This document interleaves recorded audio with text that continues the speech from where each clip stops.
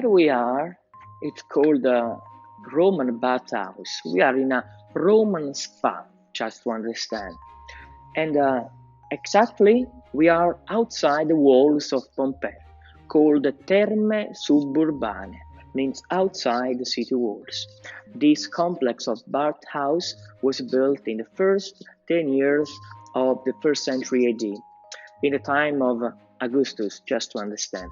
The complex was not finished at the time of the eruption because after the earthquake of the 62, there were important work of restoration. How can we understand all of these different phases? Well, studying the decoration. For example, we found some rooms with the so-called Fourth Roman style for the Roman frescoes or, well, painting walls. The bathhouse was used as a big social place. Most of them were public, but some rich villas, they had private bathhouses. For example, like Predia di Julia Felix at Pompeii or Terme of Benandre's house. The public bathhouse had different rooms. Some of the rooms, they were used for a cold bath. They were called frigidarium. But then there was also a tepid section called tepidarium and a hot steam room called calidarium. There was always an apodidarium, that was the changing room, and sometimes gardens placed outside, used as a gymnasium or pool facing, like in this case, the seaside, and even one with warm water. But how could they make the steam of the warm water? I will show you later, but first I want to now bring two very small hidden gems, unique in their gender here at Pompeii. Come with me. The first room was used as a changing room. People could come after work, wherever they want, but they had their normal clothes, their bags, their shoes. Where could they leave them? There were lockers around the walls where we can still understand, because there we have some square used to stand wooden beams. The wood in Roman time is completely gone, but we can still understand that there were these structures supporting, like shelves where people could leave their own stuff, or they could get towels, or they had creams for the body. But the hidden gems in this room, the apodidarium, it's up there. In this wonderful Fourth Roman style fresco, we can see erotic representations. What they mean? Well, here the researchers are talking for years, since this area of Pompeii was found in the late 80s of last century. At the bottom, we have a few boxes with different Roman numbers. Number 1, number 2, 3, 4, 5, till number 21 on the other side. They were the boxes where people could leave their things. But on top of them, they were called capse, we have some erotic representation. It's not pornography, it's art. And maybe the first opinion that they were used to understand better, to remember better, where people could leave their stuff. The second opinion, and I'm closer to this one, that at the upper floor, where there was a staircase, people could reach small rooms called cubicola, like real suites, where there were somebody enjoying the life and pleasure. Anyway, it's something unique. In no other places, in any other Roman bathhouses all over the Roman world, we never found something like that. The secret of Pompeii. The second room was called the frigidarium. Well, there was this first area, and then the frigidarium was used for a cold room section in the bathhouse. The unique thing here is the 3D recoloration made of stucco, where you can find cupids riding half lions and fishes all the beautiful flowers in a big square. All of these type of decorations, it's the so-called Roman Baroque, that since the time of the Emperor Nero was used in many public buildings like the bathhouse. But the hidden gem in this frigidarium is here.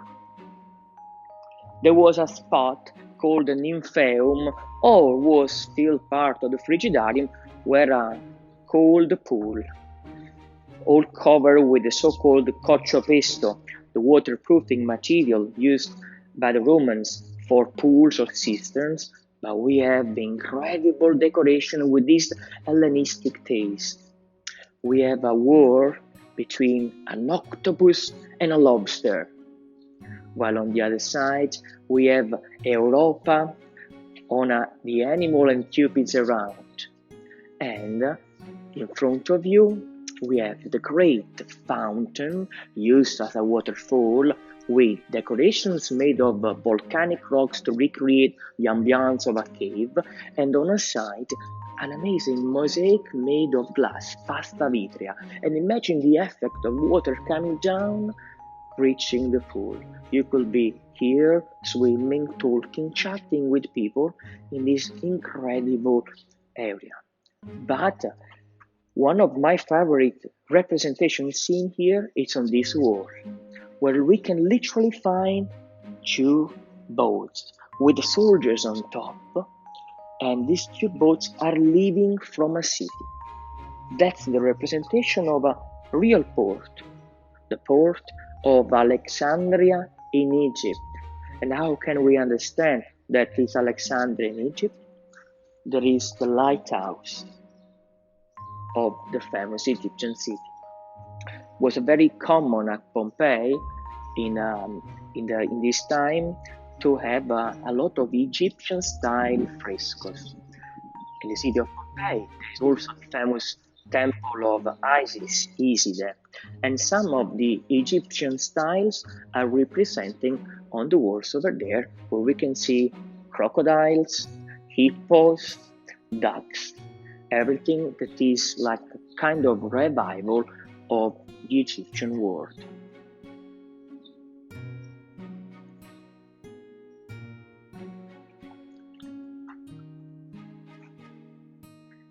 The room where we are, where the floor is completely filled down, it's called tepidarium, like a middle room, mostly dry, comparing the calidarium or frigidarium, where we can see this gap in between the two floors. These two floors, they were supported with columns called suspensure, small pillars made of clay, able to support the other floor where people could work. And it's not finished because there was a gap in between the wall and the other. If you look in that corner, we see particular type of tiles called tegole mammate, with like a small cone sticking out, able to create the perfect and standard gap between the first wall and the second, so the heat could work all the way down. The last room then is the calidarium, the same system with the double floors, double walls, with small niches around where people could stand. There were benches, most of them made of bronze. That's the famous suspensura that you can still see on the spot, and pipes that they could bring the hot air in between the double walls. And imagine standing here, watching the windows and the lagoon just outside the walls of Pompeii. And have a look at the great decorations on the floor, one of the most beautiful mosaics of Pompeii. Here you are. Black and white with a nice spiral around and geometrical design. In the hall over there, that's part of the water system. And great theater masks in the corner up there, with the super decorations in 3D as a frames just below them.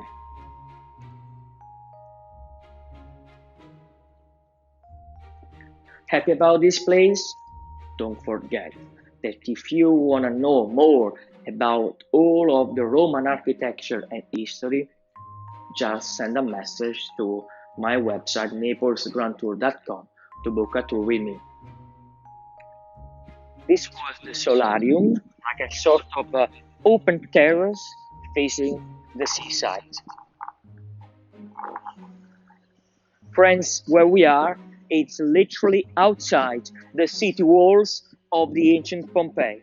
The road made of basalt, it's so steep because before the eruption made by the monster over there, the Mount Vesuvius, which is about 9 miles from where we are, the coast was way closer, and this road, so steep, was reaching the entrance of Pompeii. Pompeii was built on top of a lava spur about 35 meters above the sea level. And from this entrance, like a Roman sailor or like a traveler of 2000 years ago, we can literally walk to the entrance. So every my tour starts from this door because it's an experience. You will be like a Roman, but in our time.